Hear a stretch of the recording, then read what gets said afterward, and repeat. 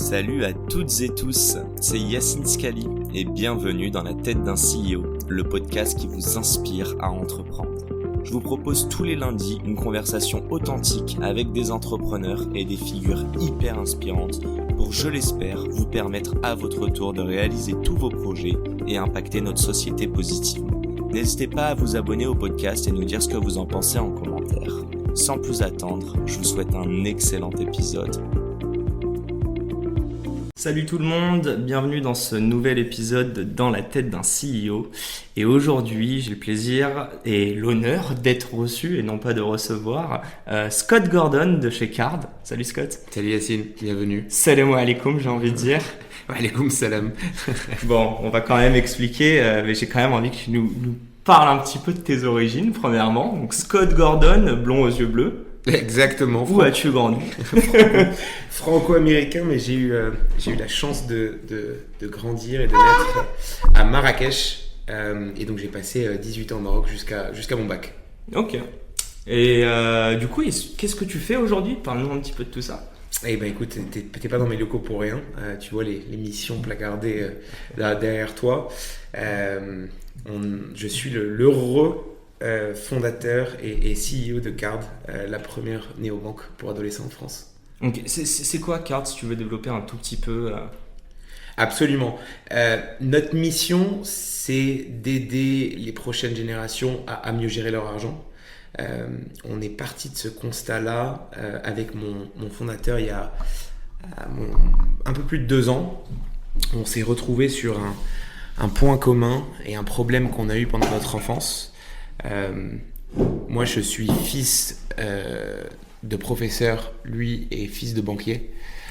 Beau match. Beau match, absolument. Et pour le coup, on a tous les deux eu la même galère pendant nos études.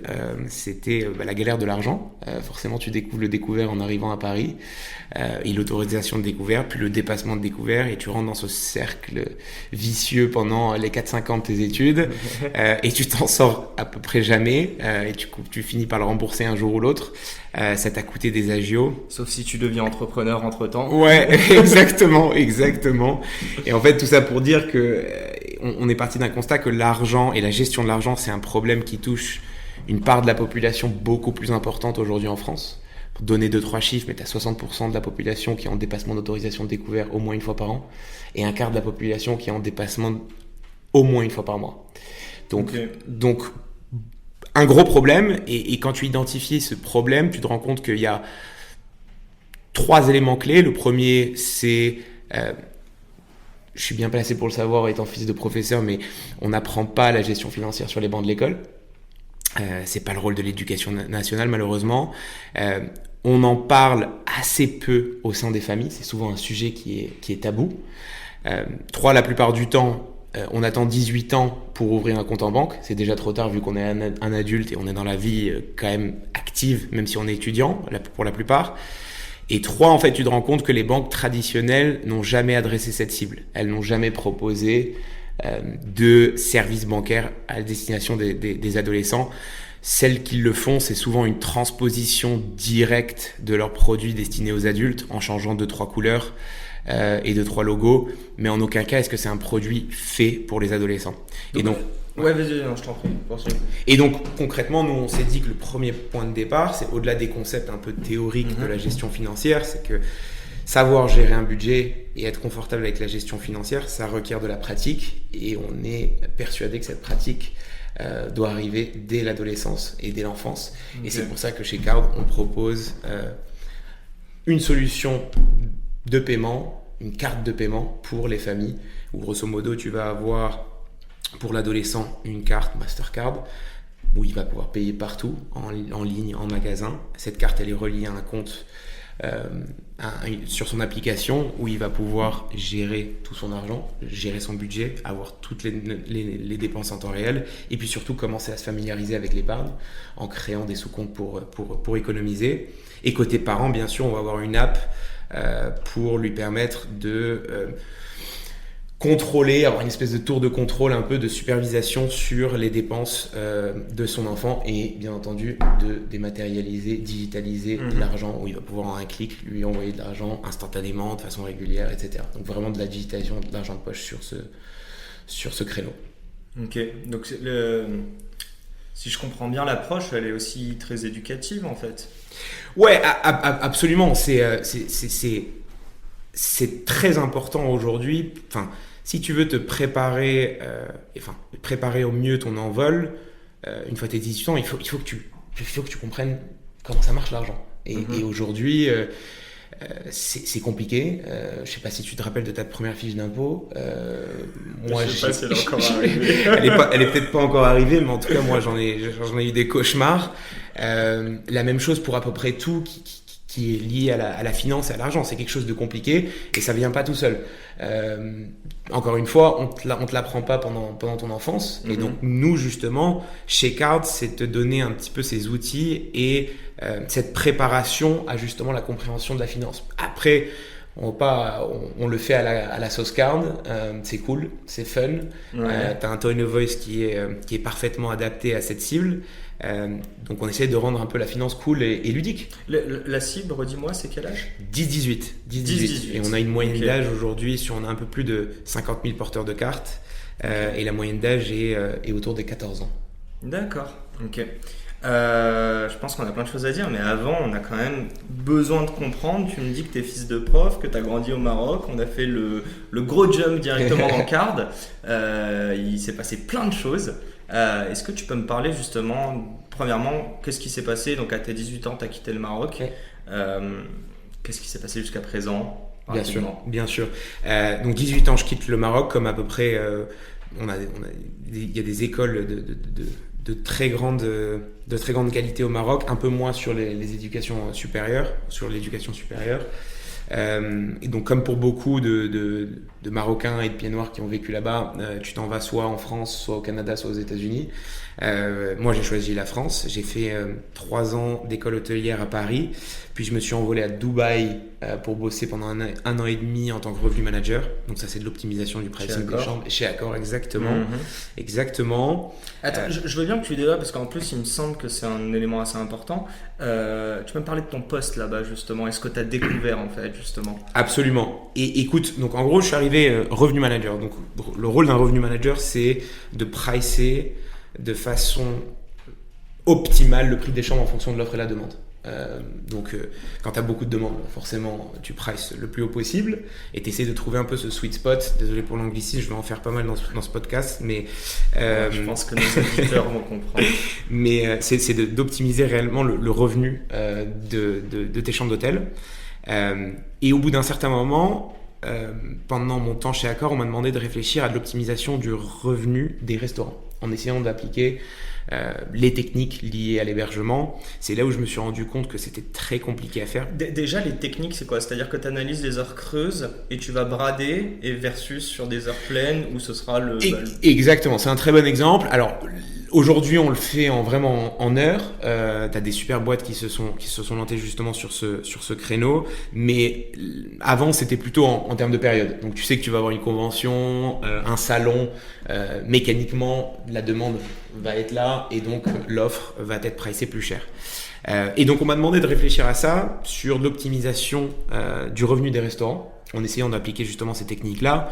Et je me suis très vite rendu compte que c'était très compliqué à faire parce que à l'époque, les logiciels de caisse des restaurants ne donnaient pas de data en temps réel. Tu avais ce qu'on appelle un ticket Z, qui existe encore malheureusement, qui est imprimé à la fin de chaque service, qui fait à peu près 25 mètres de long, où tu as un clerk le soir, un auditeur qui va taper tout manuellement sur un Excel pour avoir le reporting le lendemain. Et après Dubaï, je suis allé faire un master à l'ESSEC. Et je rencontre mon meilleur ami Joseph Beauvais, le fondateur et CEO de Tiller actuellement, et c'est comme ça qu'on a lancé Tiller avec Joseph et avec Dimitri, mon cousin, en se disant il faut absolument qu'on essaye de résoudre ce problème-là. À l'époque, on a eu de la chance, c'était la sortie de l'iPad, donc on s'est dit qu'on allait pouvoir justement leverager le fait d'avoir un hardware à moitié prix ou un prix cassé comparé au hardware qu'ils vendaient à cette époque-là, créer un SaaS et le vendre aux restaurants et aux commerçants. Et c'est comme ça qu'on est parti de Tiller. Tiller, ça représente quoi là aujourd'hui Alors aujourd'hui, c'est devenu une grosse boîte. C'est plus de 120 employés. C'est le leader en Europe. Grosse présence dans 3 pays avec 3 bureaux dont un à Barcelone, un gros à Paris, le HQ à Paris, et un à Milan. D'accord. Et toi, la et petite c'est un peu plus de 9000, si je me trompe pas, ça augmente en temps réel, mais un peu plus de 9000 restaurants. D'accord. Et je crois que près de 30% des restaurants de l'Île-de-France. Ok, donc en fait, c'est quoi? C'est que de la marque blanche, en plus on le voit pas, nous? Bah, en fait, c'est du B2B, donc toi, clairement, tu ouais. le vois pas. La plupart du temps, tu payes dessus, mais tu le sais pas, c'est complètement invisible pour le client. Mais le restaurateur le voit bien, vu qu'on lui simplifie à peu près tout dans sa gestion de son business. Donc c'est très valuable pour un restaurateur. Ok. Puis gros spoil, mais l'aventure Tiller d'un point de vue opérationnel, elle s'est arrêtée assez tôt pour toi? Exactement, je suis parti au bout de un an et demi. Ouais. Plusieurs raisons. Galère de thunes, comme tu peux imaginer. On avait à l'époque, t'avais pas l'écosystème entrepreneurial actuel, donc c'était compliqué. Quand tu faisais un seed à 100 000, c'était déjà pas mal. Et puis surtout, petit problème familial qui m'a fait poussé à partir de France.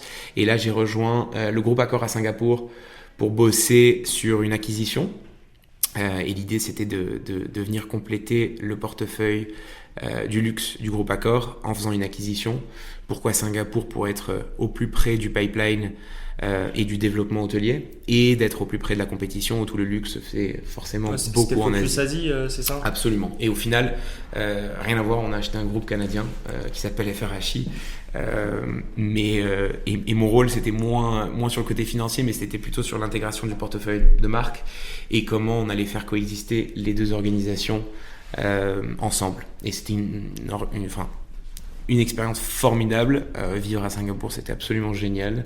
Ça m'a permis de découvrir plein de choses et d'apprendre beaucoup, surtout aux côtés de celui que je considère comme l'un des meilleurs patrons et l'un des meilleurs boss, qui est Sébastien Bazin, et qui m'a fait confiance après pour intégrer le Shadow Comex du groupe Accor et gérer un projet intrapreneurial, une sorte de pseudo spin-off du groupe, qui avait pour ambition d'essayer de pivoter un peu le business model du groupe. Le constat de départ, c'était ça fait 50 ans que le groupe Accor existe, ça fait 50 ans qu'on se concentre sur le voyageur, ce qui fait sens quand tu vends de la nuitée et de la restauration, mais on a complètement délaissé une cible locale qui est 5 à 6 fois supérieure, et là où on a une empreinte qui est massive. Je vais te donner une ordre de grandeur.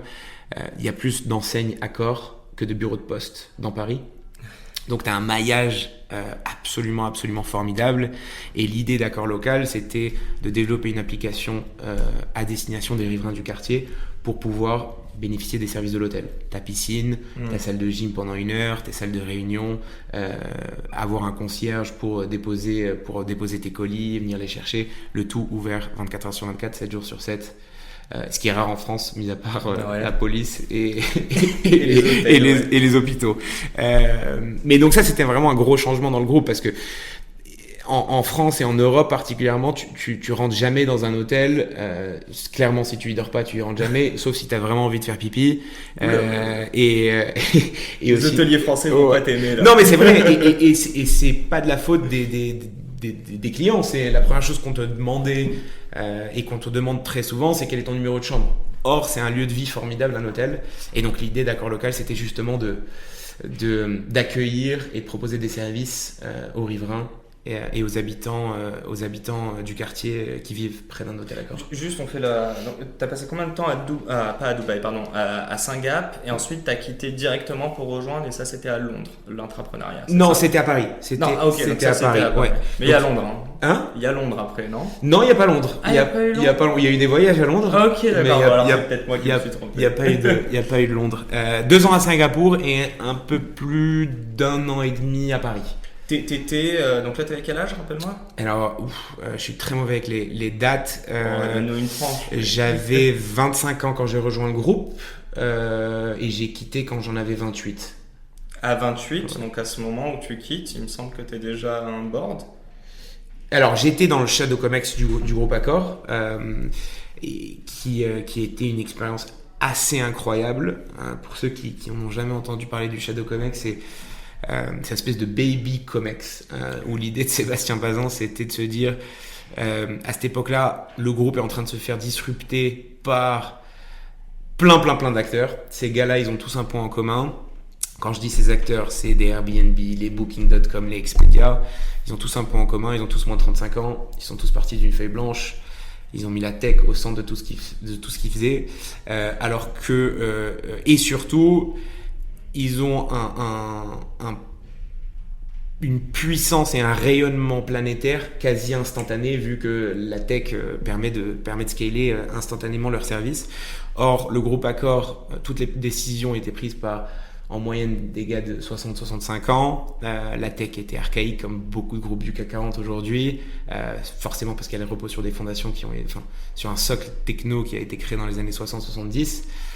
Et donc l'idée du Shadow Comex, c'était de se dire, on va créer un comité exécutif miroir au vrai Comex, sauf que là on va mettre que des mecs et que des femmes de moins de 35 ans, les hauts potentiels du groupe, pour nous aider à, entre guillemets, voir l'avenir d'un œil un peu différent, et de participer à toute la prise de décision qu'un groupe du CAC 40. Tu participais, on te demandait vraiment ton avis. Ouais. Et franchement, le premier, tu te pinces un peu pour y croire, où tu te retrouves dans la board meeting du HQ d'Accor, où il y a à peu près 400, j'abuse un peu, mais 40 places avec des micros, etc. Et tu te retrouves là-dedans à 26 ans, et tu te dis wow, et Sébastien en train de pitcher des acquisitions dans tous les sens, des trucs à plusieurs milliards. Formidable expérience. Je me suis aussi retrouvé, pour la petite histoire, à présenter devant le conseil d'administration du groupe Accor. Et là, tu vois, sans les cheikhs saoudiens arriver, mais aussi Sarkozy, qui venait d'intégrer le conseil d'administration, et formidable expérience. Non, et en fait, je pense que c'est, enfin, quand tu prends le recul aujourd'hui, clairement, j'ai toujours su que j'allais être entrepreneur depuis, je sais pas, peut-être mes 14 ans, mais le fait de rentrer et de voir comment fonctionne un groupe de 300 000 employés listés au CAC 40, enfin vraiment le fleuron de l'industrie française, c'est assez merveilleux, et moi j'en garde une expérience très riche. Je rebondis sur ce que tu viens de dire. Je pense que ça va intéresser beaucoup, et il y en a beaucoup qui le disent. Tu parles de 14 ans et tu parles d'entrepreneuriat. C'est quoi pour toi à 14 ans l'entrepreneuriat ? Comment tu peux dire qu'à 14 ans, tu avais déjà des bribes, presque une culture entrepreneuriale qui allait se développer et qui était déjà présente, quoi ? Ouais, c'est une bonne question. Écoute, je sais vraiment pas te donner la réponse, vu que ma famille, mes parents sont tous les deux professeurs, donc rien à voir avec l'entrepreneuriat. Ils comprennent absolument rien au business, absolument rien à l'argent. Et au final, je me retrouve entrepreneur, banquier, à essayer de filer les outils financiers pour éduquer la prochaine génération à se sentir plus confortable avec leurs finances. Je sais pas. Je sais pas si tu nais avec, ou s'il y a un espèce de truc qui est en toi. C'est l'envie de créer, en fait. Ouais, je pense que c'est l'envie de créer, l'envie d'avoir un impact, l'envie d'essayer de changer des industries qui sont pour beaucoup très archaïques. Et d'avoir un impact sur une génération, ou plusieurs si possible. Donc moi je trouve ça fascinant, parce qu'il y a 30 secondes on était quand même en train de parler du fait que tu te retrouves au conseil d'administration avec Sarko, des Saoudiens, et d'autres grosses pointures, mais in fine, j'ai juste à regarder la salle où on est, je pense pas que les personnes ici aient plus de 40 ans ou sensiblement, mais voilà. Déjà, c'est quoi tu me parles de mastodonte type Accor, et puis tu te dis je vais créer ma start-up. On parle de Tiller, mais on parle aussi de Card, et on parle aussi de Jean Pince, et on va parler de Jean Pince. Je sais que tu as envie d'en parler, mais justement, en fait, c'est quoi le déclic ? Il se passe quoi à ce moment-là ? On a entendu beaucoup d'entrepreneurs dire j'ai fait ma carrière en grand groupe, tout ce qui est politique, tout ce qui est cantonné à un certain périmètre de tâches, une certaine hiérarchie, j'ai décidé de quitter ça pour prendre mon envol. En fait, j'ai l'impression que toi, t'as kiffé les deux. Ouais, complètement. Moi, franchement, la politique au sein d'un grand groupe, et quand tu côtoies le COMEX quasi tous les jours, moi j'y ai pris beaucoup goût, honnêtement. Tu navigues là-dedans, c'est marrant. T'apprends beaucoup de choses. T'apprends des choses qui sont complètement différentes. Tu fais beaucoup moins des choses hands-on que tu ferais en start-up. Où tu vois, avant que je t'arrive, j'étais en train de faire du design.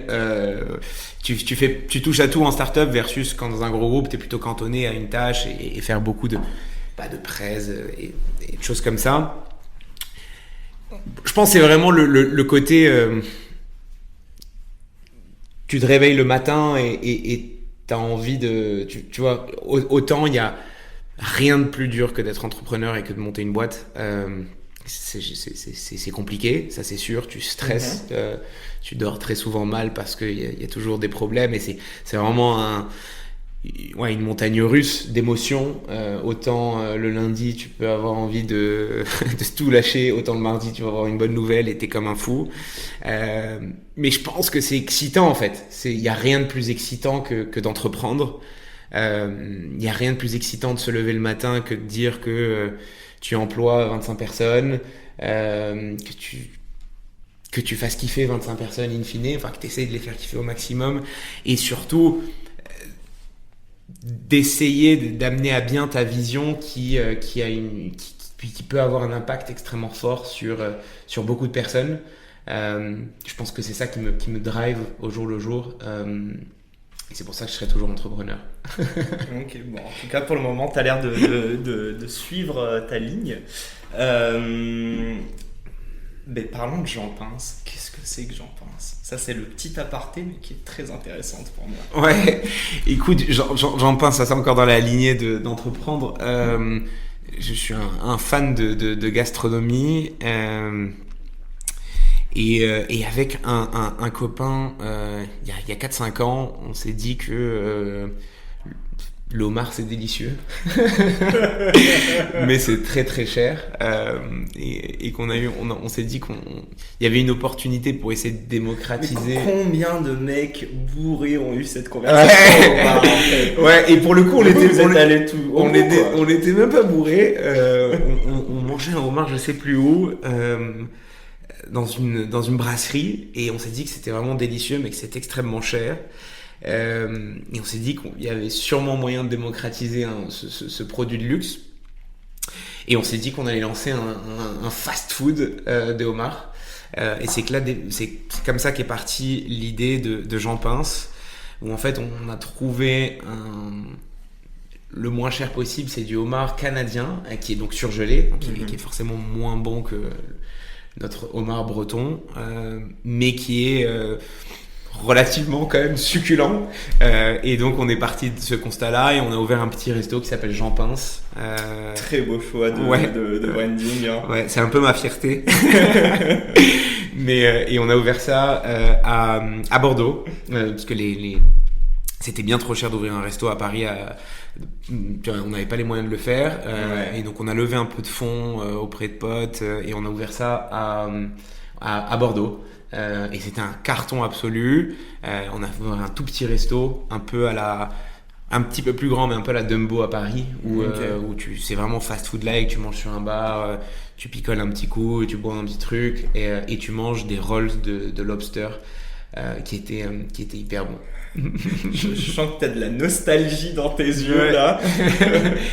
Bon, et du coup on parle donc d'hôtellerie, on parle de restauration, on parle de caisse enregistreuse du coup, et on y arrive. Card, finance, déjà ça t'inspirait quoi la finance jusqu'à présent? J'ai l'impression qu'en tant qu'entrepreneur, tu te réveilles tous les matins, c'est aussi une chose que tu dois checker tes comptes, mais si tu as créé Card, c'est que j'imagine que tu n'as peut-être pas eu les bagages éducatifs justement pour savoir comment gérer tout ça. Et d'ailleurs je fais un mini parallèle. Bon là tu me parles de Jean Pince, tu me parles de ton kiff pour les homards. On parle de Tiller, en fait c'est à travers un pain que tu as encore une fois rencontré. Puis même Card, je suis curieux de savoir comment c'est venu, mais j'ai l'impression, est-ce que c'est pour toi une obligation d'avoir rencontré ce pain pour pouvoir l'exploiter et créer une startup? Et si oui, est-ce que avant tu passes beaucoup de calls à d'autres personnes pour te dire est-ce que ce pain ils l'ont aussi rencontré, ou alors est-ce que tu vas tête baissée et tu crois à fond dans ta solution, quoi? Ouais, complètement. Écoute, je pense que c'est une très bonne question. Je pense que le point de départ doit partir d'un pain. Après, tu peux trouver, tu vois, il y a des entrepreneurs incroyables qui n'avaient pas forcément un pain dans leur histoire et qui ont monté des boîtes exceptionnelles juste en étant hyper smart, hyper stratégiques sur leur choix de société et de boîte. Nous, en l'occurrence, écoute, on s'est retrouvé avec Amine, mon associé, avait envie de quitter Goldman Sachs pour entreprendre. Justement, il voulait monter un resto. Mais je lui ai dit que non. Je lui ai dit que c'était quand même compliqué de monter un resto. J'avais senti le Covid. Ouais, bien vu, visionnaire. Pauvre restaurateur. En fait, on est parti de ce constat à quel point, peu importe d'où tu viens, la finance c'est un pain. C'est toujours compliqué. C'est quoi qui est compliqué en fait? On l'apprend pas en fait, tout simplement. Personne nous apprend à gérer un compte, personne nous apprend à gérer son budget. Et quand tu te retrouves à 18 piges ou à 19 piges à payer un loyer, gérer tes dépenses, ça vient pas tout seul en fait. Pour certains ça vient tout seul, mais pour la plupart c'est très très compliqué. C'est très très compliqué. Et tu le vois, et ça vient, peu importe de quelle origine tu viens. Tu vois, la preuve, Amine, son père est banquier. Donc quand même bien placé pour comprendre la finance. Ma mère est professeure et mon père aussi, comprennent rien à l'argent, ils ont une phobie de l'argent, et pour le coup on se retrouve sur le même pain qui est de se dire quand tu arrives à 18 ans c'est compliqué de savoir gérer son budget. Et justement nous on s'est dit qu'il fallait forcément y remédier, et pour y remédier on s'est dit que le meilleur moyen c'était de commencer par de la gestion d'un budget le plus tôt possible.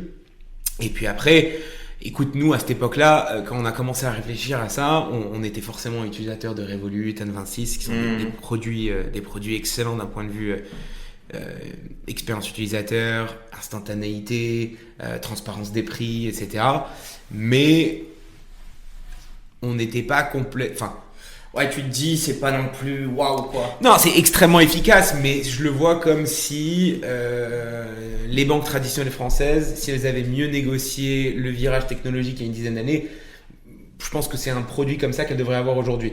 Or, c'est loin d'être le cas, ça c'est sûr et certain. Mais il n'y a rien qui est profondément différent. Peut-être je te dirais le modèle de paiement. Exactement, non mais account to account, bien sûr, t'as un compte qui est super smooth, qui est beau, t'as des paiements instantanés, mais avoir des paiements instantanés, c'est quand même aujourd'hui quand tu prends un pas de recul, c'est quand même la base de la base. Et je sais pas pour cracher du tout sur Revolut et N26, au contraire, j'ai un profond respect envers ces deux boîtes. Mais nous, ce qui nous drivait, Amine et moi particulièrement avec Card, c'était de se dire non seulement tu vas proposer un compte, une solution de paiement aux familles et aux adolescents, mais surtout tu t'attaques à une cible qui n'a jamais été bancarisée dans le passé et donc qui ne sait absolument pas à quoi s'attendre quand tu lui dis que tu vas avoir une banque. Ouais. Et donc ça te permet de partir d'une feuille blanche pour créer la banque de demain. Et donc considère Card comme si Snapchat avait un enfant avec Lydia et Revolut, et tu mets un peu d'éducation financière là-dedans, ça te donnerait Card. Okay. Mais c'est ce qui nous drive d'un point de vue produit, ce qui nous excite au jour le jour, c'est de se dire comment tu peux prendre une feature basique d'une banque et la révolutionner un peu avec la touche Card et l'ADN Card. Mais parle-nous un peu plus de Card. D'ailleurs, je rebondis juste sur ce que tu disais. Je me faisais la réflexion. Je suis d'accord avec toi. Tout ce dont on parle, Revolut et toutes les autres néobanques qui d'ailleurs font sensiblement une offre similaire.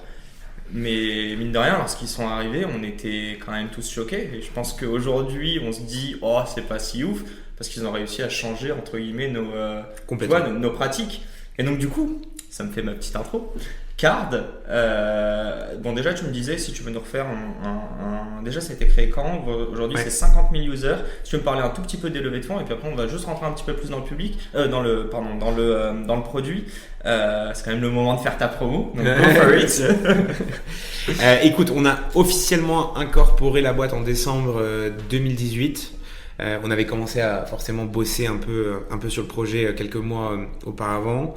On fait un seed de 3 millions en février qu'on annonce que fin mai. Okay. On l'annonce couplé à l'ouverture d'une liste d'attente. Okay. Sur un principe hyper simple. Tu t'inscris à la liste d'attente et puis après on avait un système de parrainage. Quand tu invites un pote, tu gagnes 1 euro, ton pote gagne 1 euro. Okay. Et très vite, on s'est retrouvé avec plus de 250 000 personnes sur la liste d'attente.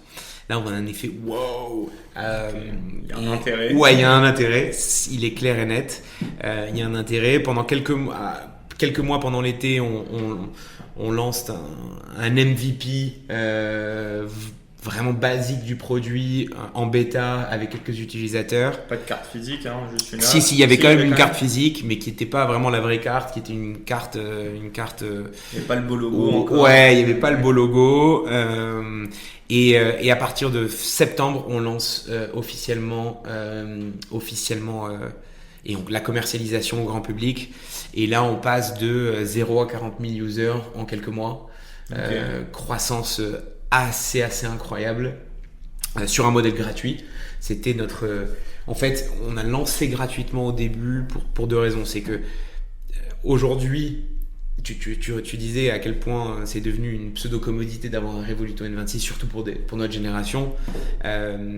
Ça commence à arriver sur les banques les banques pour ados où quand on s'est lancé, on était 2 sur le marché avec une autre startup. Aujourd'hui, il y a 9 acteurs qui se concentrent sur notre segment. Donc, c'est hyper positif. Ça montre qu'on était là au bon timing, bon moment. Après, ça devient de plus en plus compétitif. Donc, il faut se démarquer de la compétition. Et nous, on met vachement l'accent sur le produit. Ça nourrit l'innovation aussi. Exactement. Moi, je pense que s'il n'y a pas de compétition, il n'y a pas de business. Soit tu es arrivé trop tôt, soit tu as eu une mauvaise idée. Soit Anguille sous roche. Soit Anguille sous roche. Et donc là, je pense qu'il y a non seulement un énorme business. Tu prends aujourd'hui les 10-18, c'est 8 millions de personnes en France. Il n'y a que 15% qui sont bancarisés. Je fais très souvent l'analogie et le parallèle entre le taux de bancarisation et l'âge moyen d'adoption d'un smartphone. Il y a 5-6 ans, tu avais plutôt tendance à avoir un smartphone à 14-15 ans, puis à 12, 13 et aujourd'hui c'est 10 ans. 10 ans. Et c'est exactement la même chose, enfin j'en suis assez persuadé, c'est la même chose qui va se passer avec le taux de bancarisation des moins de 18. Aujourd'hui tu as 15% des moins de 18 qui sont bancarisés, c'est quasi certain que dans 3-4 ans, 100% des moins de 18 seront bancarisés. Pour 2 raisons, c'est que on évolue dans une société de plus en plus digitale où une grosse partie de nos paiements s'effectuent en ligne ou d'une façon dématérialisée. Et le Covid a été un accélérateur assez incroyable pour les paiements dématérialisés. Si tu prends juste concernant Card, on a eu une croissance assez conséquente pendant les mois de confinement, mais on a surtout eu les mois, on est encore en confinement. Ouais, c'est ça. Enfin, les périodes de confinement, les différents mois. Je crois qu'on a eu, je sais pas combien de mois de confinement. On arrive à 1 an bientôt là. Mais... Ouais, ça devient compliqué, mais on a eu surtout une hausse de l'usage de près de 50% sur nos bases. Okay. C'est une question que j'allais te poser sur l'usage, mais juste avant. Pour moi, je trouve ça hyper intéressant. Tu t'adresses à des mecs qui ont entre 10 et 18 ans. Donc disons, aujourd'hui ceux qui nous apprennent TikTok, concrètement, moi je comprends rien aujourd'hui dessus. C'est un gros coup de vieux. Déjà Snapchat, je suis à la limite, mais bref. Et à côté, in fine, le portefeuille, les gens qui vont payer, donc tes vrais clients, en fait tu as tes users et tu as tes clients. Ouais. Tes clients c'est les parents, tes users c'est les enfants. Comment tu t'adresses à une génération qui est full digital friendly et une autre qui, j'ai l'impression, bon, c'est la génération au-dessus de moi, mais c'est en dessous de mes parents, quoi. Donc c'est un peu à la frontière entre full digital et pas du tout digital. Comment en fait tu arrives à convaincre les parents? C'est quoi ton canal d'acquisition entre guillemets? Voilà. Ouais, c'est une très bonne question. Et le constat de départ, c'est qu'on s'est lancé gratuitement au début justement parce que le besoin était parfaitement compris chez les ados. Où tu leur donnes du cash aujourd'hui, ils savent pas quoi en faire. Ils ont envie de dépenser sur Fortnite, sur Apple, sur Amazon, sur Alibaba. À l'époque, on achetait des crêpes Nutella. Exactement, t'allais au McDo et c'est tout, tu vois. Aujourd'hui, t'étais content. Ouais, aujourd'hui, chez nos ados, c'est 50% de leurs dépenses qui sont online. Okay. Online. Donc, c'est énorme. Donc, du cash, ils savent pas quoi en faire. Et les parents, au début, avaient un peu pseudo-réticence, c'est sûr et certain, et c'est pour ça qu'il n'y a que 15% d'ados qui sont bancarisés, c'est que les parents, comme c'est pas eux ça les touche pas directement, forcément, il y a un petit décalage entre la compréhension du besoin et le ressenti du besoin. Très vite, les parents ont vite compris la puissance de notre solution et de ce qu'on proposait. Un côté ultra pragmatique. J'ai plus besoin d'aller au guichet pour sortir les 20 euros. Et ça ils ont réussi à capter cette notion du digital, chose que, bon, j'espère que mes parents m'écoutent pas, mais en tout cas, il y a encore du cash à la maison, quoi. Donc c'est... Bien sûr, mais après, parce que tes parents vivent aussi au Maroc. Non, il vivent à Paris, n'importe quoi. Non, bien sûr qu'il y a encore du cash, mais le cash est en train de disparaître très très très fortement. Tu regardes l'année 2020, après c'est 2020, c'est Covid, mais tu as eu moins 35% d'utilisation d'espèces et plus de 35% sur l'augmentation des paiements digitaux.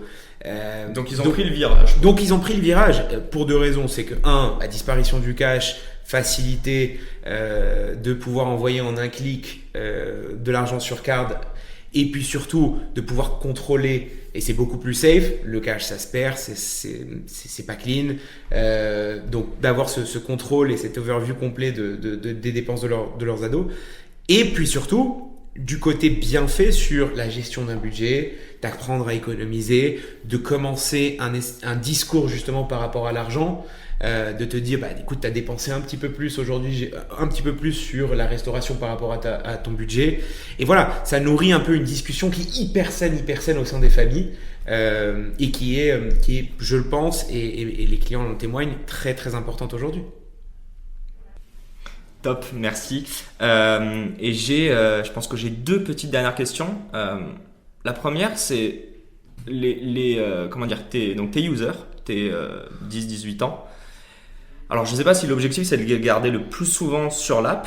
Je ne sais pas si c'est des taux d'usage ou quoi, mais déjà, est-ce que tu as de la gamification dedans? Comment tu rends en fait la gestion de l'argent quelque chose que pour tes parents, si tu les reprends à 10-18 ans, aujourd'hui, ce ne serait pas un pain pour eux de gérer de l'argent, mais ce serait presque un plaisir ou un jeu? Ouais, c'est une très très bonne question. Écoute, nous notre produit, il repose sur 4 grands principes ou 4 grands socles. Le premier, c'est l'instantanéité. C'est encore un concept assez méconnu aujourd'hui des banques traditionnelles, mais tu as forcément tous tes paiements en temps réel, c'est instantané. Donc c'est très très très important pour pouvoir suivre ton budget. Tu n'as plus comme quand tu es, à la SOG ou à LCL, à attendre le lundi soir pour savoir ce que tu as dépensé pendant le week-end et avoir de mauvaises surprises. La responsabilité, forcément, tu n'as pas de découvert autorisé, tu ne peux pas dépenser plus que ce que tu as, c'est essentiel pour notre génération.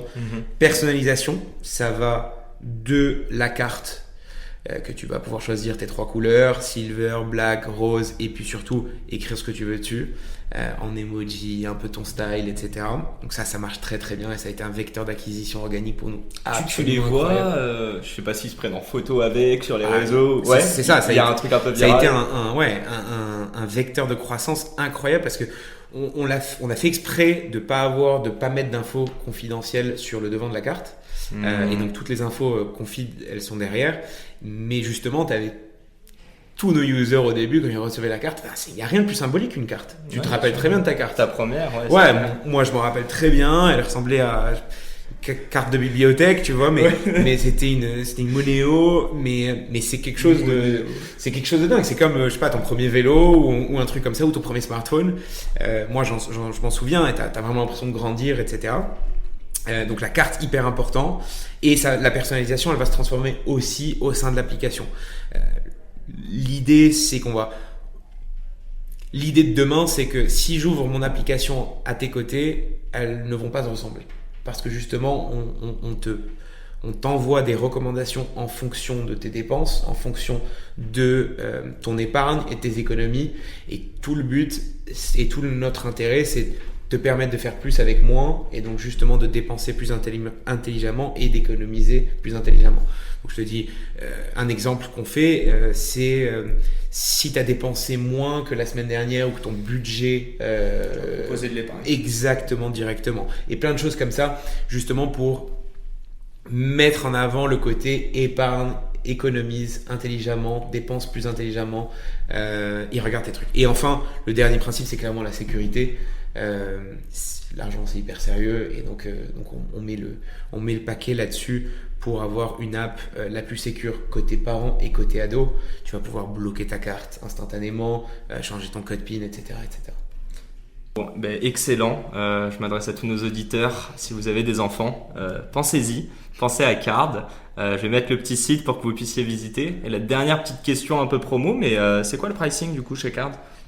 C'est une bonne question parce que on a une spécificité à ce propos. On est les seuls et uniques sur le marché à proposer un modèle familial. Donc c'est 4,99 par mois sans engagement pour tous les enfants de la famille. Donc tu peux avoir 5, 6, 7 enfants. Okay. Famille nombreuse acceptée. C'est quoi. all included. All family. Ouais, exactement. Et l'idée, c'était pas de te facturer plus si tu as plus d'enfants. C'est une démarche familiale en soi avec les parents, les enfants. Et donc c'est un pack all inclusive. Et en plus, en prime, on assure les smartphones aussi des enfants. Excellent. C'est ma dernière question. On revient un petit peu plus dans la tête d'un vrai CEO là pour le coup. J'aimerais juste savoir, le matin tu te réveilles, c'est quoi je sais pas s'il y en a 2, 3 ou une seule. C'est quoi la métrique la plus importante que tu regardes? Ou les ouais, c'est une très très bonne question. Hormis l'argent. Hormis le CA quoi. Il y en a quand même plusieurs que je regarde. Si je devais en mettre une, c'est la croissance. Hein. On est encore early stage, donc c'est croissance. Mais c'est de l'usage ou c'est le taux de carte ou c'est le taux de paiement par semaine? C'est double, ouais. C'est ta croissance en termes de nombre de clients. Et puis une métrique qui est hyper importante pour nous, c'est en fait on split nos métriques en termes d'engagement au sein de l'application. Typiquement combien ils ont économisé, est-ce qu'ils sont allés voir tel et tel tuto sur l'argent, etc. Combien de temps ils ont passé sur l'app, combien d'ouvertures de sessions ils ont fait par jour. Et une grosse partie métrique, c'est l'usage financier de notre produit. Combien de dépenses ils ont fait par semaine, de virement des parents, etc. Ok. Un grand merci. J'ai 2 dernières questions pour toi. En tant qu'entrepreneur, j'aimerais te poser la première question. Bon, je la connais la réponse, mais c'est pas grave. C'est quoi l'analogie que tu pourrais faire? En fait, je pose souvent la question. Pour toi, l'entrepreneuriat, c'est quoi? C'est quoi être entrepreneur? Si tu veux l'associer à un mot ou un groupe de mots, mais peut-être que tu as une autre analogie ou que tu as carrément un parallèle à faire. Ouais, complètement. Écoute, on en avait déjà parlé. Ouais, je le sais déjà. Mais pour moi, l'analogie dans mon exemple, c'est l'Ironman. Donc pas le film. Hein. Non, pas le film, le triathlon. Et pour moi, je trouve que c'est l'analogie la plus parfaite avec l'entrepreneuriat. Pourquoi un Ironman, pour ceux qui nous écoutent, donc c'est un triathlon. Donc il y a 3 disciplines. Tu commences par 3,8 km de nage, tu fais 180 km de vélo et tu finis par un marathon. Histoire 2. Ouais, histoire 2, exactement. Donc il y a plein de ressemblances avec les parallèles. Taré, quoi, un peu dedans aussi. Il y a un côté fou, il y a un côté pluridisciplinaire où tu dois être bon dans plusieurs choses. Mais tu dois pas être excellent dans une. Tu dois connaître et toucher à tout.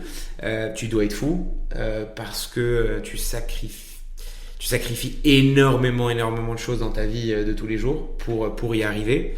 Mais il y a surtout rien de plus kiffant. Il y a rien de plus kiffant que de franchir la ligne d'arrivée. Et c'est, je pense, la même chose avec l'entrepreneuriat. Quand tu. Elle est où la ligne d'arrivée je pense qu'elle est. C'est là peut-être la seule différence, c'est qu'il y a potentiellement pas de ligne d'arrivée. Tu peux pas dire que, entre guillemets, le nec plus ultra pour toi c'est d'arriver à une IPO. Je suis sûr que la veille d'une IPO t'es en stress au max, donc ça c'est sûr. C'est sûr que l'IPO c'est un rêve en soi pour tout entrepreneur. Moi je pense que j'ai ma ligne d'arrivée, c'est j'ai pas de métriques en tête, mais si j'ai pu, grâce à Card et à tout ce qu'on a fait avec cette merveilleuse équipe que j'ai, réussir à améliorer un peu le futur de cette prochaine génération quand tu la relis à l'argent, ça serait ma plus grosse réussite. Si les jeunes de demain se sentent plus confortables avec leur gestion budgétaire grâce à Card, je pense que ça serait un encore plus beau succès qu'un IPO. Bah écoute, je te le souhaite fortement. Inch'Allah. Inch'Allah, exactement. Et pour terminer ça, si tu avais la possibilité de choisir un board member donc, que tu n'as pas, qui peut être réel, fictif, vivant ou mort, une question que tu adores, mais qui est-ce que tu citerais en fait, surtout pourquoi? C'est une très très bonne question qui est compliquée. Déjà, je suis très content de mon board actuel, que je salue d'ailleurs, parce que je les ai choisis et ils sont incroyablement stratégiques pour moi et pour la boîte. Je pense que si je devais choisir un board member, je choisirais Phil Knight, le fondateur de Nike. Ok. Parce qu'il a créé une marque incroyable, une société incroyable, mais surtout parce que l'approche de la marque est assez similaire à Card, où que tu aies 4 ou 5 ans, tu vas adorer Nike, et que tu en aies 99, tu vas adorer Nike. Et c'est un petit peu la même ambition qu'on a avec Card, c'est de commencer à la source, d'être ta première banque, mais on va surtout essayer d'être la dernière aussi, et t'accompagner tout le long de ta vie. Donc je pense que l'avoir à mon board serait hyper stratégique pour moi et pour Card. Next Venture, Card pour les seniors quoi.